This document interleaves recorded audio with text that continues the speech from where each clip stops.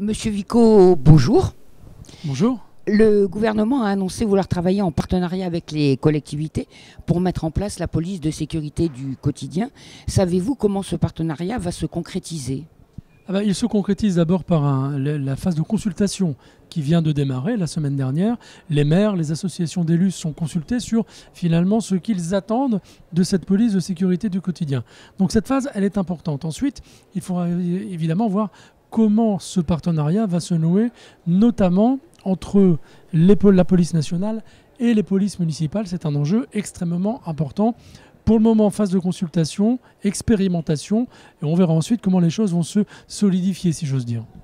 Au regard du fonctionnement de nombreux CLSPD, est-ce que vous croyez vraiment ce partenariat réellement possible, notamment, on cite souvent l'éducation nationale, les travailleurs sociaux, voire la justice. Qu'en pensez-vous ?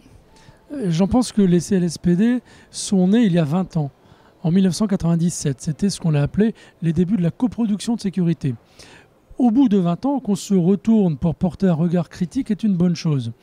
Les CLSPD, les dispositifs locaux de sécurité et de prévention de la délinquance, globalement, ont besoin d'être réanimés, redynamisés, modernisés, dépoussiérés. Ça ne me gêne pas.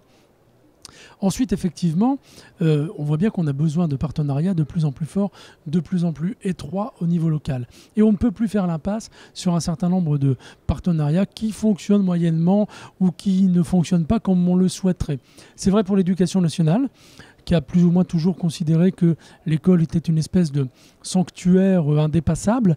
Il faut que l'éducation nationale soit un partenaire plus actif dans les partenariats locaux. Le ministre de l'Intérieur, aux États généraux de la sécurité locale la semaine dernière, a d'ailleurs insisté sur ce point. Les travailleurs sociaux, c'est différent. On dit beaucoup que la prévention spécialisée est un acteur extrêmement important des partenariats locaux. Or, la prévention spécialisée est financée par les départements et la grande majorité des départements de France aujourd'hui est en train de supprimer les crédits à la prévention spécialisée. Donc il y a un petit paradoxe entre ce qui est demandé, entre les incantations nationales. Tout le monde dit que c'est très important, mais au niveau des départements, on est en train de supprimer de manière très forte les crédits à la prévention spécialisée. Donc c'est quelque chose d'inquiétant. Et vous, en tant que maire, comment voyez-vous l'articulation, on va dire, entre guillemets, idéale entre cette PSQ et les polices municipales? Et qu'attendez-vous de cette nouvelle police de sécurité du quotidien ? D'abord, j'en attends ce qu'en attendent tous les maires. C'est-à-dire que la notion de proximité soit réelle. Une police de proximité, ça n'est pas et ça ne peut pas être une police à proximité, simplement à proximité. Donc j'en attends un partenariat renforcé, une collaboration plus étroite avec les élus, mais une collaboration et un partenariat qui ne se limite pas à ce que les préfets donnent des instructions aux maires, comme ça se déroule aujourd'hui pour, par exemple, la sécurisation des espaces publics. Les maires, les DDSP indiquent aux maires ce qu'ils doivent mettre en œuvre pour sécuriser les manifestations. Et aujourd'hui, les maires payent.